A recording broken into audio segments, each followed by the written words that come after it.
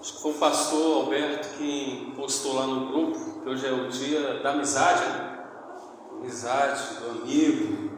E foi exatamente eu que estava com uma ideia para pregar.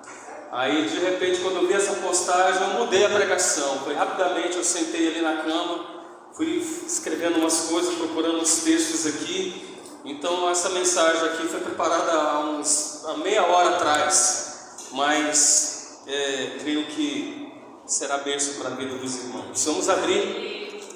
Quero primeiramente agradecer aos irmãos que oraram pela minha saúde. Estou bem melhor, graças a Deus, e me recuperando cada vez mais. Há uns fragmentos aqui que eu gostaria de ler com os irmãos. Primeiro, é 1 Samuel, capítulo 16, versículo 12. 1 Samuel, se você puder acompanhar com a sua Bíblia ou no telão.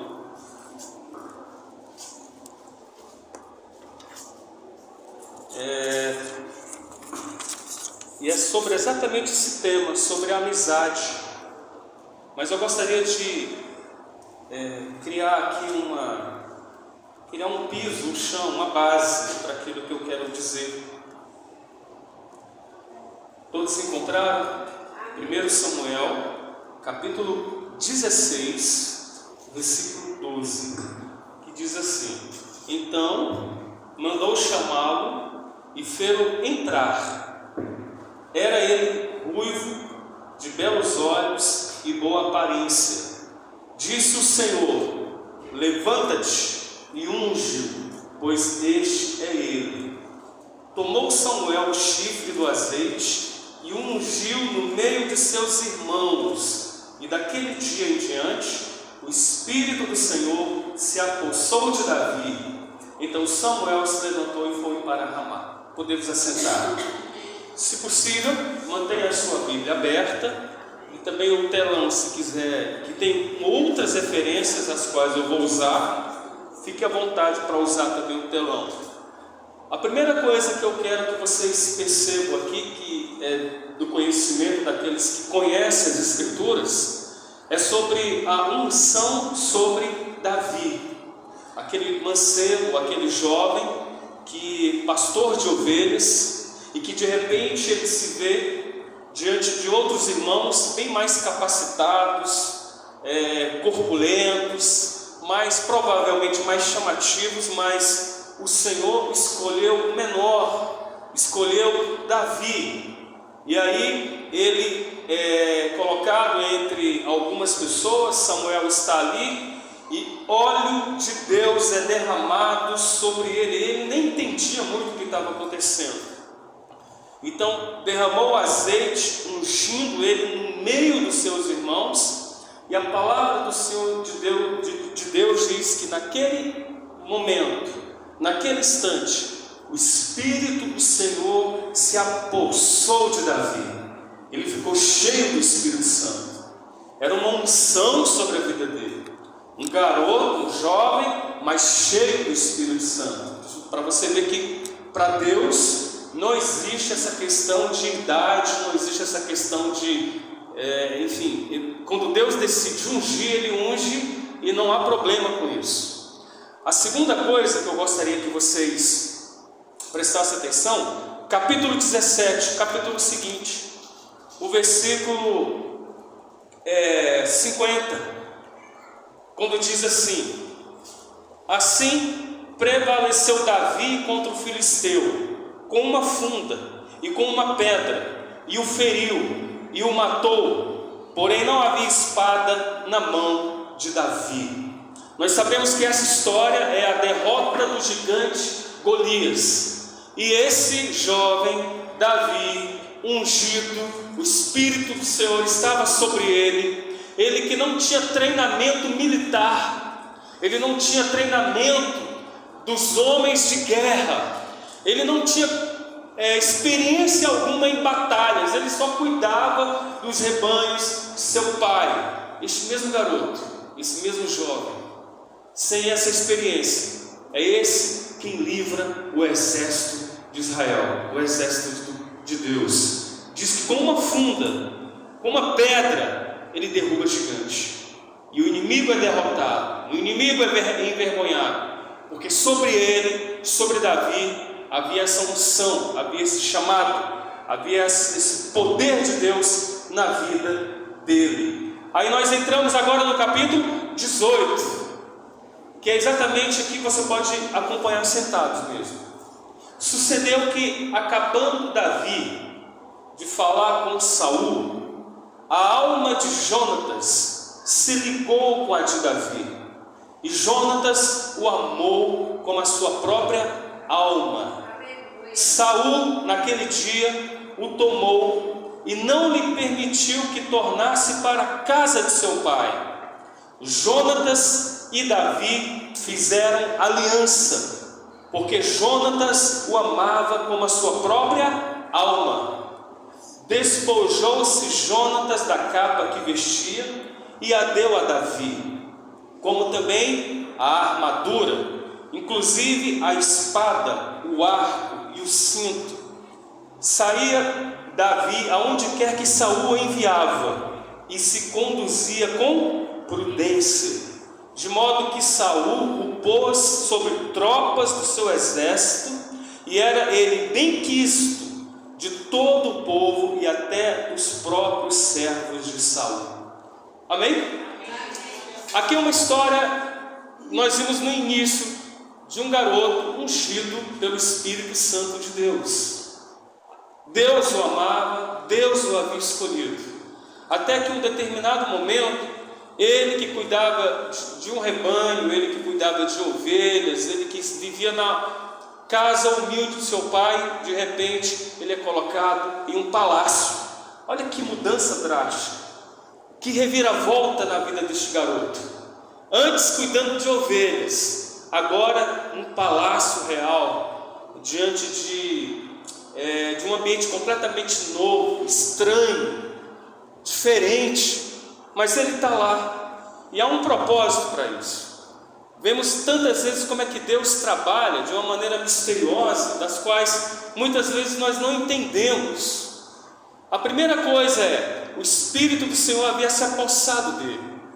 Significa que para nós hoje, eu e você, todos nós também fomos batizados com o mesmo Espírito, o Espírito Santo.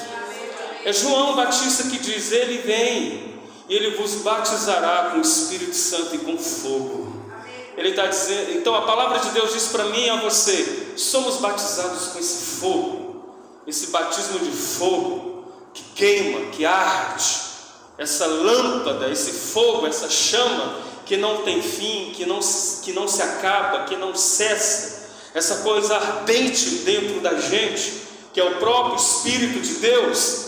Ele está dizendo, ele vem e vos batizará com esse Espírito Santo. E eu creio que hoje nós vivemos na era do Novo Testamento, da era em que todo aquele que crê em Jesus é batizado com esse Espírito.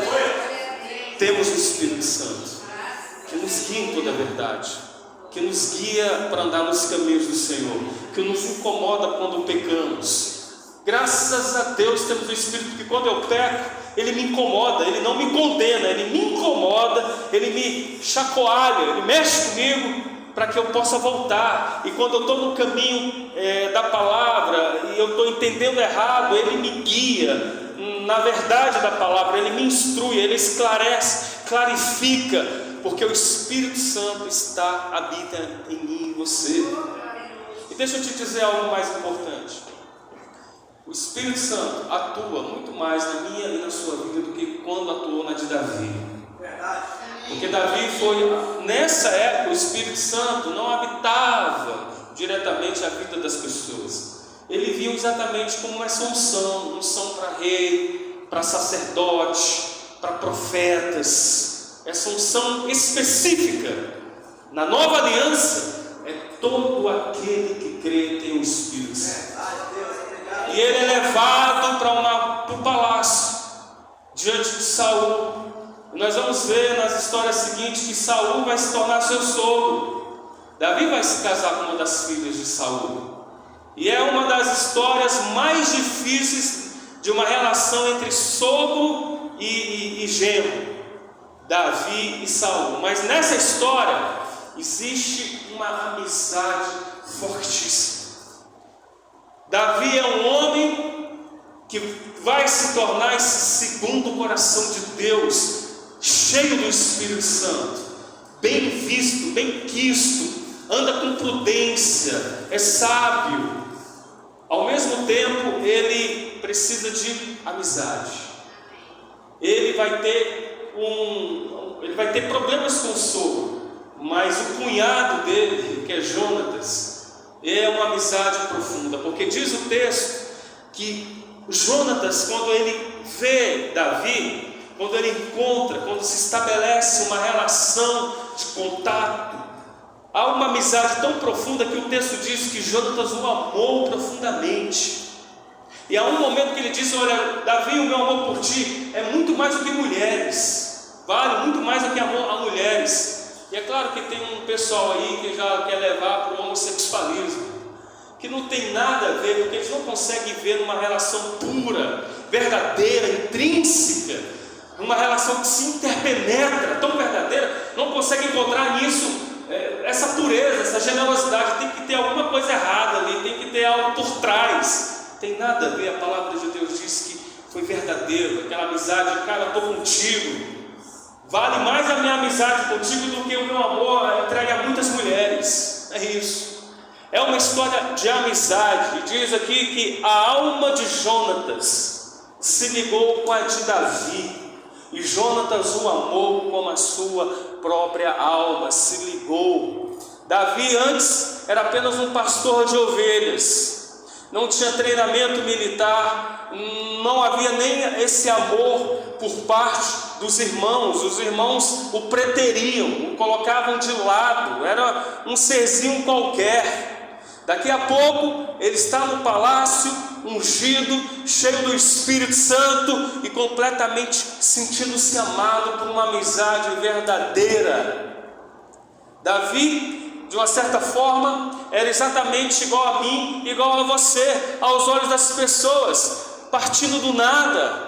Mas Deus pode pegar pessoas insignificantes, eu vou colocar entre aspas, porque diante de Deus ninguém é insignificante. Você tem importância para Deus.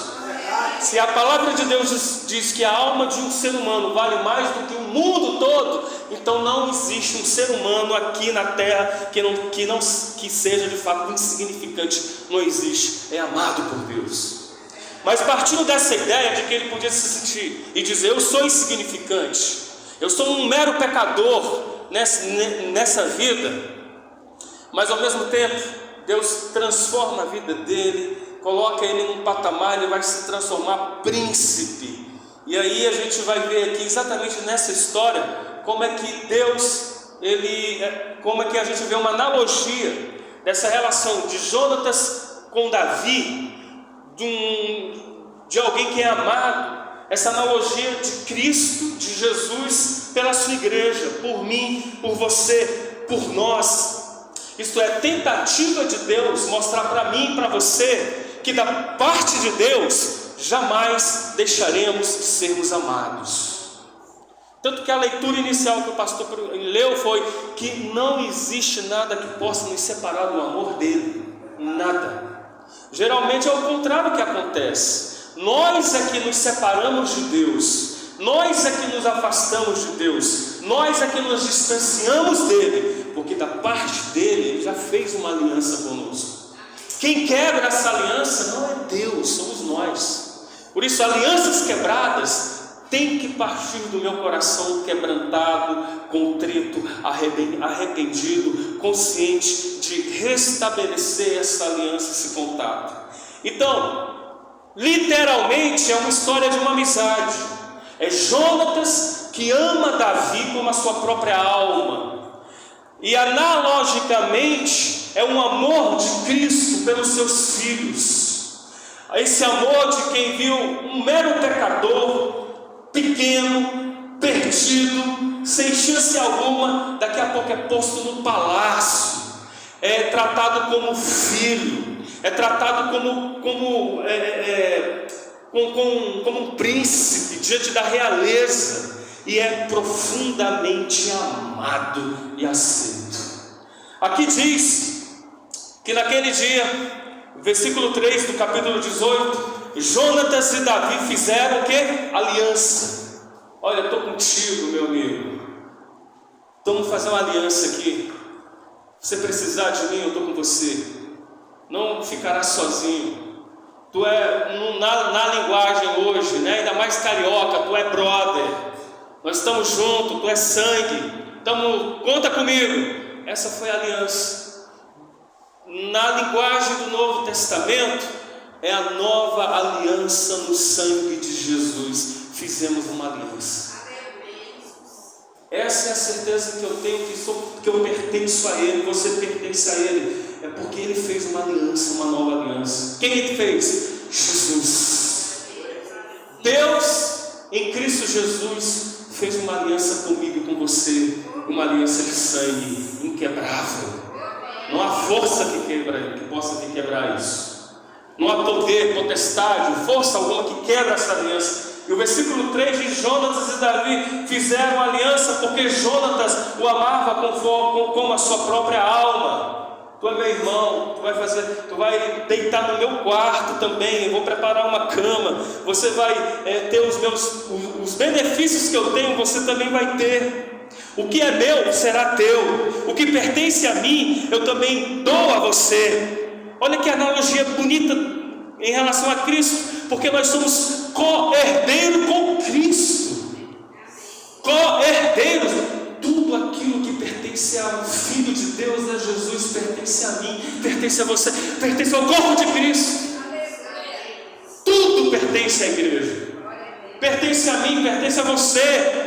É uma igreja viva, vigente, poderosa, operosa, e que transborda dessa graça, porque tudo que é de Jesus pertence também a nós, pertence também a mim, porque Jonatas o amava como sua própria alma, e você é amado profundamente por Deus, por Cristo Jesus. E aqui eu acho profundamente importante essa simbologia do versículo 14, porque diz que Jonatas ele se despojou-se, ele retira, Jonatas se despoja daquilo que ele tinha em si. Olha só o que diz o versículo 4: despojou-se Jonatas da capa, como também da armadura, inclusive a espada, o arco e o cinto. E quando ele se despoja disso, ele se despoja diante de um amigo, e ele faz o que ele deu a Davi: capa, armadura, espada, arco, cinto. Ele dá ao seu amigo, ele presenteia o seu amigo. Isso que é uma amizade verdadeira. O que você não tem, meu amigo, eu dou a você. Além, porque ele tinha de sobra, mas penso eu que ele não estava preocupado porque ele tinha, mas é porque ele valorizava aquela amizade.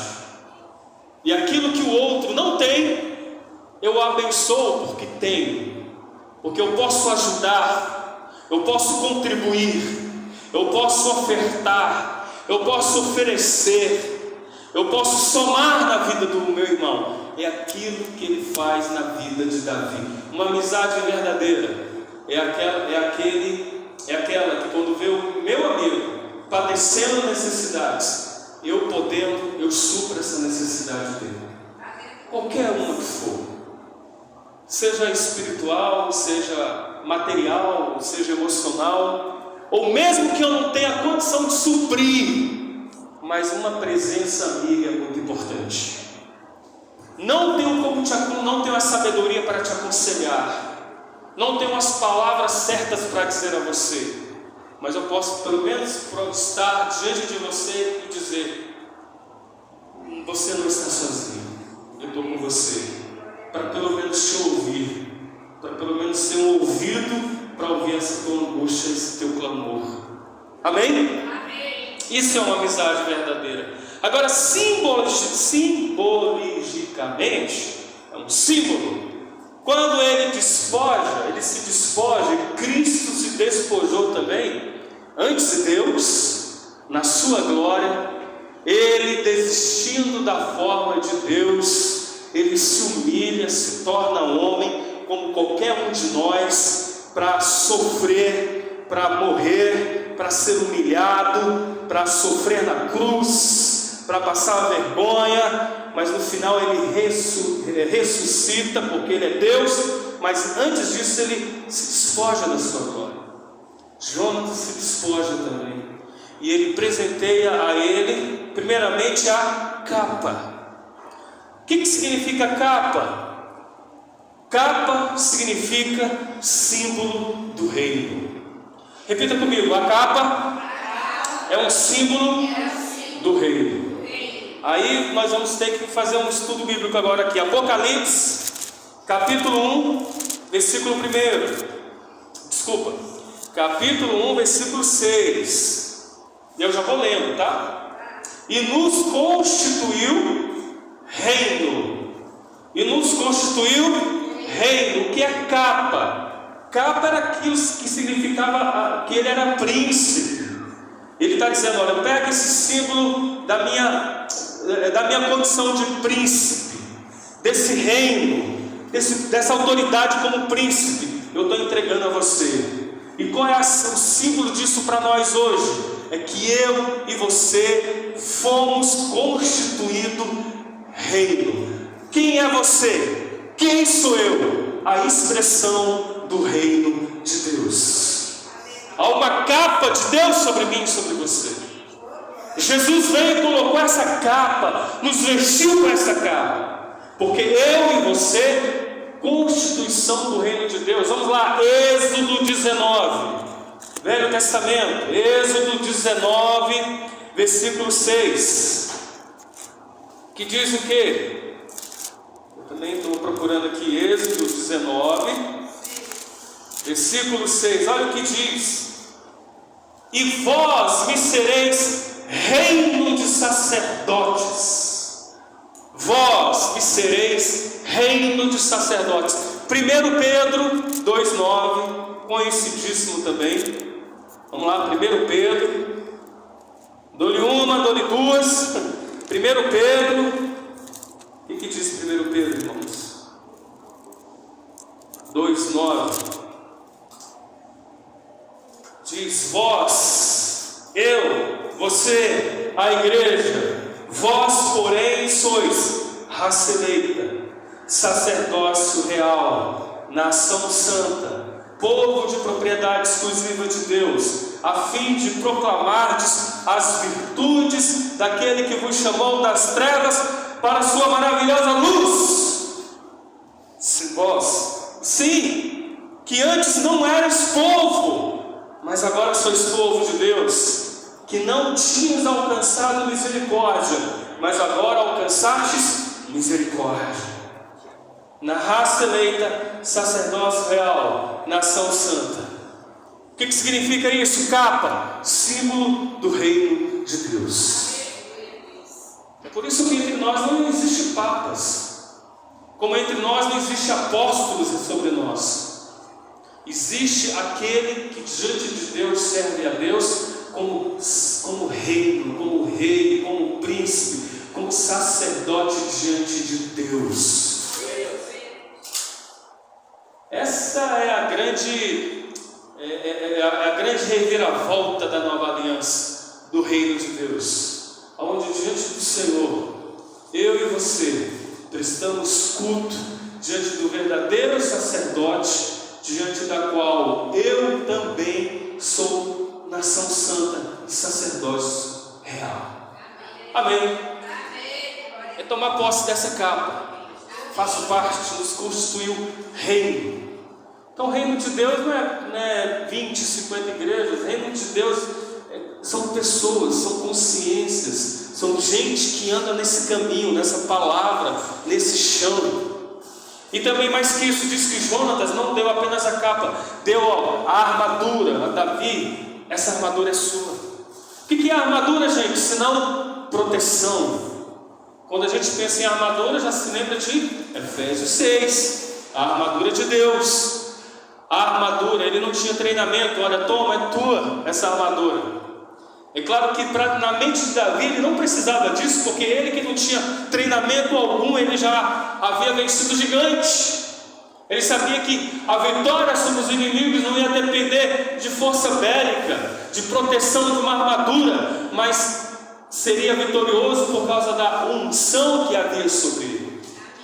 Isto é, Davi, na mente de Davi, não era possível mais trocar a unção de Deus que havia sobre a vida dele em troca de fato de uma armadura, de um objeto externo. Porque tantas vezes nós fazemos isso. Temos a unção de Deus, temos o poder de Deus, temos essa graça operosa de Deus em nós, mas nós tantas vezes deixamos isso de lado e nos apegamos a coisas materiais. Há momentos em que algo material será necessário. O que eu quero dizer é que não podemos nos esquecer que, primeiramente, a gente tem que dar validade, dar valor à unção que nos foi dada. Creio no médico, eu acredito no conhecimento de um médico para fazer uma cirurgia. Creio que um médico pode curar uma pessoa mediante ao seu conhecimento, a sua técnica. Mas eu também creio muito mais na unção do Espírito Santo, que tem o poder de curar todas as enfermidades. É isso que eu estou falando. Então, é um símbolo de proteção, de uma armadura de Deus disponível para mim e para você. O que diz 2 Coríntios, capítulo 10, que é muito importante. 2 Coríntios, capítulo 10, versículo 4, versículo 5. O que Paulo diz aqui, no capítulo 10 de 2 Coríntios 4, 5? Porque as armas da nossa milícia não são carnais, e sim poderosas em Deus, para destruir fortalezas, anulando nós sofismas e toda altivez que se levante contra o conhecimento de Deus, levando cativo todo pensamento à obediência de Cristo. As nossas armas, elas não são carnais, elas são espirituais. Ele está dizendo de uma armadura, de um poder bélico que não está visível aos nossos olhos comuns.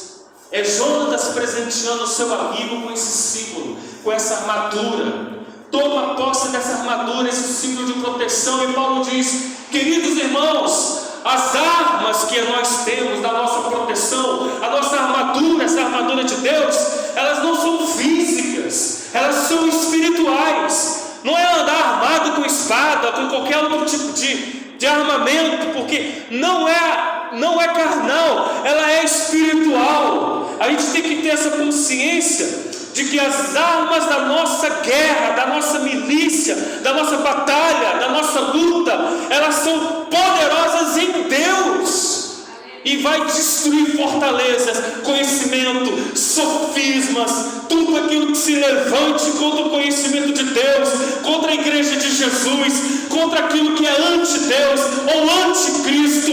Vocês têm as armas para militar as batalhas de Deus, em nome de Jesus.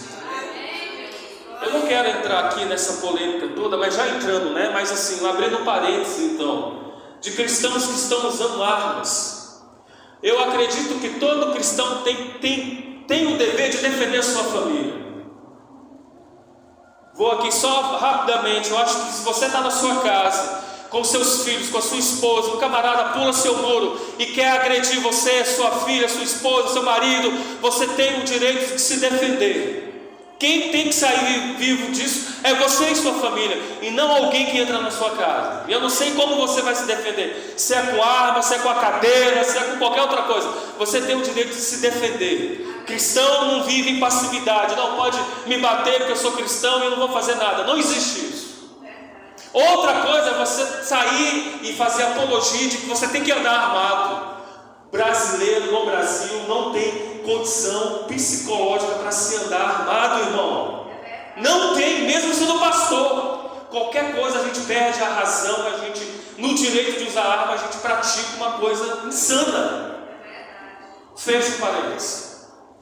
Aí Paulo está dizendo: toma posse dessas armas espirituais, poderosas em Deus. Porque todo conhecimento é levado cativo, todo pensamento é levado à obediência de Cristo Jesus. Amém? Ele é ofertado pela essa amizade de alguém que está dizendo: toma essa armadura, amigo, se aproprie dela, você precisa dela. Símbolo de proteção também pode ser verdade. A verdade é uma proteção, é uma armadura, uma vida em retidão, uma vida que proclama o Evangelho, uma vida cheia de fé, uma vida cheia de amor, alguém que tem certeza da salvação e alguém que vive com a oração perseverante. Tudo isso são elementos agregados nessa armadura de Deus para a nossa vida. Amém? Palavra de Deus para nós. Estão recebendo? Não apenas a capa, não apenas a armadura. Diz que ele tira a espada e dá a Davi. Aí a gente também volta à armadura de Deus, a espada do Espírito, que é a palavra de Deus. Toma aqui a espada. Espada é aquilo que defende, ataca, que fere. A palavra de Deus é uma arma que ataca e fere os nossos inimigos. Querido, o que está dizendo aqui? Se aproprie hoje da palavra do Senhor, porque ela é uma arma espiritual fortíssima para você sair vitorioso de todas as batalhas. Pastor, eu estou precisando vencer. Se aproprie da palavra. De repente a palavra está sendo apenas um amuleto. Alguém que abre a palavra lá no Salmo 51 e deixa aberto lá na sala. É por quê? Porque é a boca de Deus, e a boca de Deus está enchendo de terra, de teia de aranha, de formiga, de poeira, de tudo. Não, a palavra de Deus é palavra de Deus quando eu tenho a palavra de Deus instalada dentro de mim, no meu coração, quando eu guardo ela, eu leio ela. É espada do Espírito, que é a palavra de Deus. Eu quero andar com essa espada espiritual. Ele está dizendo que eu vou vencer inimigos espirituais. Qual o exemplo mais prático, bíblico, claro? É Jesus lá no deserto. Satanás, que já conhecia a palavra, queria ganhar Jesus a partir da própria palavra. Aí Jesus dizia, quando ele questionava Jesus se és filho de Deus, Jesus dizia: a palavra de Deus diz. Mas a palavra de Deus diz, mas a palavra de Deus diz. O inimigo foi derrotado pelo argumento e pelo poder da palavra de Deus. E a gente se alimenta da palavra, a gente vive cheio dela, e a nossa vida espiritual ganha força. Apesar que a minha compreensão é que tudo é espiritual. A gente fala que não é errado, né? Eu falo, a nossa vida espiritual. Para Jesus a espiritualidade era a vida. É como que eu quisesse dizer, para Jesus não havia vida espiritual. Para Jesus a espiritualidade era a vida. Tudo que eu faço é espiritual. Mas é comum a gente dizer também, não vamos criar neurose em cima disso, nossa vida espiritual, né? Então a espada do Espírito, que é a palavra de Deus, Hebreus, capítulo 4, versículo 12, conhecidíssimo. Mas como estamos falando da palavra, vamos ouvi-la do jeito que ela está, porque a palavra de Deus é viva e eficaz. É viva, a palavra de Deus é viva, não é letra, é vida, ela tem vida própria. Porque antes de tudo, a palavra de Deus, é que vocês vão entender, é uma pessoa, que é o próprio Jesus. A palavra de Deus é o próprio Jesus encarnado. Tudo aquilo que Jesus viveu é o que está na palavra. A palavra antes, no princípio era o verbo, era o Logos, que estava com Deus. O verbo era Deus. E essa palavra, esse logo, esse verbo se encarnou. A palavra se encarnou, ganhou vida, concreção.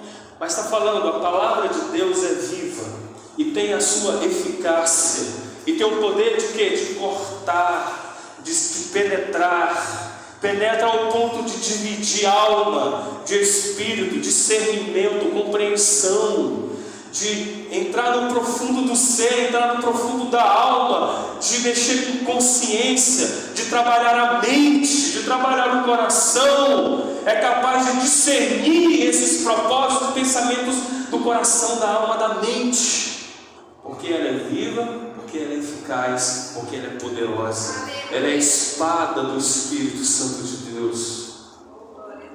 Em Mateus 10:34, aparentemente não vai ter muita, a gente pode pensar que não tem muita associação com isso, mas Jesus disse uma coisa muito importante.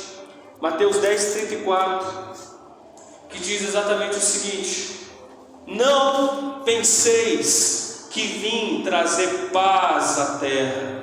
Não vim trazer paz, mas vim trazer espada. Claro que o contexto aqui está falando sobre a divisão que haverá dentro de um grupo, dentro de uma casa, dentro de uma família, dentro de qualquer instituição, por causa do teu vínculo com Ele, com Cristo. Todo aquele que decidir andar com Jesus sofrerá perseguição, sofrerá retaliação, será tratado com desdém. Ao mesmo tempo Ele está dizendo: eu vim trazer espada, eu vim trazer essa consciência para que vocês entendam que viver comigo, você terá que segurar a certeza de que não vai ser fácil, de que é impossível andar com Cristo e você ao mesmo tempo satisfazer o mundo. É impossível. Em algum momento as coisas vão ter que mostrar a sua cara, você vai ter que mostrar que você é diferente. Por isso essa espada vai ter que existir na tua vida, essa coisa penetrante, essa coisa que divide, que separa. Porque não há como a gente andar com Cristo, porque andar no mundo, sendo de Deus, no mundo, e satisfazer aquilo que o mundo quer que a gente faça. Não é impossível.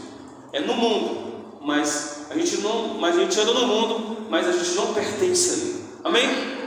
Então, para a gente, acho que é o penúltimo, o arco. Não apenas a capa, não apenas a armadura, não apenas a espada, mas o ar. Ele também entrega o ar. A palavra, eu fiz esse estudo rapidinho, a palavra no hebraico, ar, significa algo usado, usada para esse significado hebraico, usada para arco, significa pisar corretamente. Olha que coisa interessante. O significado hebraico da palavra arco significa pisar corretamente, prudência, atenção, ficar alerta, atalaia, aquele que está prestando atenção, aquele que não dorme, aquele que vigia, ele está pisando corretamente, ele está andando corretamente. A gente poderia ir para muitos outros caminhos, mas pensando nesse pisar corretamente, é que eu fui lá em 1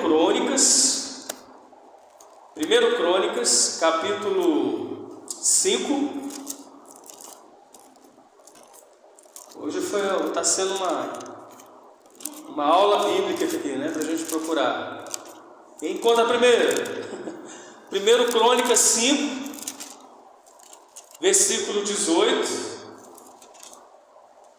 Que diz assim: dos filhos de Ruben, dos Gaditas e da meia tribo de Manassés, homens muito valentes, que traziam escudo e espada, e entesavam o arco, e eram destros na guerra. Pessoas o quê? Que pisam corretamente. Eles entesavam, eles manejavam, eles eram destros, eles sabiam manejar, eles tinham algo. É como se fosse um sniper. Sabe o sniper que ele atira, e quando ele atira não para errar, mas é para acertar o alvo. Eles pisavam corretamente, eles entesavam o arco, eram destros na guerra com arco. Segundo Timóteo 2,15, trazendo aqui para a gente, pensando nesse pisar corretamente, em ser destro, em ser correto, em ter conhecimento, em ser esse sniper de Deus. Segundo Timóteo capítulo 2, versículo 15, procura apresentar-te a Deus, sniper, procura apresentar-se a Deus aprovado, destro em guerra, como obreiro que não tem que se envergonhar e que maneja, olha a palavra aí, que maneja, que pisa corretamente, que maneja bem a palavra da verdade. Aqui é uma palavra específica. É claro que todo cristão, de alguma maneira, ele precisa ter conhecimento da palavra, conquanto isso aqui esteja de fato direcionado ao jovem Timóteo, um jovem pastor que vai começar o ministério pastoral. É a palavra para aquele que precisa estudar a palavra para instruir o corpo de Cristo. Ele está dizendo: apresenta-te diante de Deus como um obreiro aprovado, que maneja bem essa palavra, não tem do que se envergonhar, e que maneja, que tem conhecimento da palavra de Deus, porque a gente precisa conhecer a palavra dele, precisa estudar a palavra dele. A gente não é simplesmente, eu vou para o culto, chegando lá, Deus vai me dar uma revelação, aí eu prego. Ora, Deus pode fazer isso? É claro que pode. Quantas vezes eu já preguei, eu não tinha lido nada. Acho que foi até o domingo, a última vez que o pastor até falou comigo: você pode pregar hoje? Posso. E eu não tinha estudado nada e preguei, e foi uma bênção. Mas isso não substitui também o estudo da palavra, o esmero, a aplicação do conhecimento dela. Ele está dizendo: você tem que conhecer a palavra, tem que saber manejar a palavra, porque do contrário, o que vai acontecer? Vamos lá, Tiago, olha só como é sério isso. Vamos lá, apóstolo Tiago, capítulo 3. Depois do livro de Hebreus, tá, irmãos? Tiago, capítulo 3. Deixa eu ver aqui, vai ficar um texto muito longo, mas só o primeiro versículo mesmo. Tiago capítulo 3, versículo 1. Meus irmãos, muitos de vós não sejam mestres, sabendo que receberemos mais duro juízo. Aí depois você lê o capítulo todo para você compreender melhor, tá bom? Mas assim, em síntese, em resumo, o que Tiago está dizendo? Irmãos, nem todos são chamados para serem mestres, nem todos são chamados para instruir. Quando eu olho os vídeos, não estou aqui para julgar ninguém, mas quanta gente, irmãos, despreparada, pregando ou achando que está pregando a palavra. É um entretenimento, é uma coisa que as pessoas gostam de ouvir, são coisas que alimentam o ego da pessoa, são coisas que estão distantes da palavra de Deus. Você ouve muita coisa, menos instrução, menos palavra de Deus. O que o Tiago está dizendo aqui é seríssimo, irmãos. Muitos de vós não ocupem esse lugar, porque o juízo de Deus sobre esses vai ser maior. Eu posso estar aqui, irmãos, instruindo vocês erradamente. A alma de vocês pode ser condenada ao inferno por causa de uma instrução errada, equivocada, não centralizada em Cristo. Eu posso levar vocês a alimentarem apenas o reino egóico de vocês, a buscarem a Deus por motivações erradas, a virem para a igreja por outras motivações que não seja amor a Cristo, amor à palavra, não amor ao reino, mas por qualquer outra coisa que de fato seja chamativo mesmo, e que enche isso aqui, e que traz gente para cá, mas gente templo cheio de pessoas, mas vazias de Deus, do Evangelho, outros sem Cristo de fato. E ele está dizendo: não sejam muitos de vós mestres, porque vão receber um maior juízo. Então esse arco seja conhecedor da palavra, ouça tudo, porque a igreja não proíbe ninguém de ouvir nada, mas é ensinando vocês a serem pessoas maduras para saberem filtrar as coisas. Opa, isso aqui eu creio, isso aqui eu pego. Quantas pessoas eu escuto hoje, da qual eu não concordo com tudo, mas eu consigo extrair muita coisa boa. Tem muitos pastores que eu acompanho, que eu ouço, que eu escuto. Fábio, você escuta aquele pastor, aquele herege. Não é herege não, ele fala muita besteira, às vezes, como qualquer um pode errar, mas muito do que ele diz dá para a gente aproveitar ainda. E aí, por último, para a gente já fechar aqui, ele é presenteado com um cinto. E o cinto foi a única coisa que eu não pesquisei. Cinto é aquilo que a gente usa no nosso adorno, né? Cinto é algo que a gente mostra para as pessoas verem. Cinto é algo visível. Ninguém usa cinto para ficar escondido. É algo visível. Algo que também segura as nossas roupas, né? Não deixa a gente passar a veste, o mico, né? Cristão não paga mico, é Miqueias, né? Cristão paga Miqueias. Então é um utensílio para as nossas vidas. Então a melhor simbologia disso é o cinto. Pode simbolizar na nossa vida uma expressão de um caráter nosso visível, que está ali presente, que as pessoas veem e falam: olha que coisa, se você está com cinto, eu vejo o seu cinto, está visível. Pode ser um cinto todo pomposo, brilhando, ou um cinto mais simples, mas você está ali. É uma expressão do caráter de Cristo que você vê na nossa vida, na sua vida, na minha vida, da qual a gente precisa de fato expressar.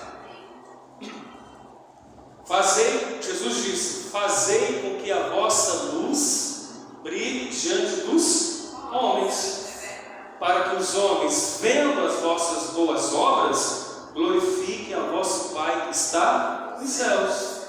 Não tem nada voltado para a gente, é diferente lá daquela instrução que ele disse em relação aos fariseus: olha, não diga para uma mão o que a outra está fazendo, porque ele está falando dos fariseus que faziam para serem glorificados. Vou fazer isso aqui para chamar a atenção para mim, para as pessoas olharem para mim, eu receber glória. Aí Jesus disse: não faça isso, seja discreto com essa obra, não chame essa atenção desnecessária. Por outro lado, ele equilibra dizendo: façam boas obras, e que os homens vendo as vossas boas obras sintam essa expressão, o Pai vai ser glorificado. Amém? Então, literalmente, foi uma amizade, um amor, Jonatas e Davi. Esse amor, essa aliança que fizeram. E a história seguinte vai mostrar esse pacto, porque tantas vezes Saul tentou matar o genro, com inveja dele tomar o reino, e Davi não estava preocupado com nada disso. Davi não queria reino, Davi não queria tomar lugar de ninguém, mas a insegurança de Saul, um homem inseguro, soberbo, invejoso, tudo aquilo de bom e de bonito, os traços de caráter de Davi eram cômodo para ele. Ele tentava o quê? Matar Davi. Mas ele tinha, às vezes, quando Jonatas sabia disso, era Jonatas que dizia: Davi, meu amigo, meu pai quer te matar, e eu estou aqui para te proteger. Foge, se esconde. E você vê esse pacto, essa aliança, né, sendo ali visível, de uma amizade profunda, verdadeira, de um amor de amigos. Então, amigos podem se amar profundamente, fazendo pacto, fazendo aliança. E tudo isso simbolicamente, essa palavra hoje não está saindo, é um símbolo, né, irmãos? Esse símbolo, simbolicamente, voltando, obrigado, podia ter me salvado antes, obrigado por ter salvado agora. Então isso para nós hoje, na nova aliança, é Cristo, essa palavra de Deus que nos fornece esses presentes de Jonatas para Davi. É que Deus em Cristo também nos estabeleceu, está à nossa disposição. Amém? Crê nessa palavra? Não é minha, é a palavra de Deus. Vamos tomar posse dela? Vamos ficar em pé e orar em nome de Jesus. Amém.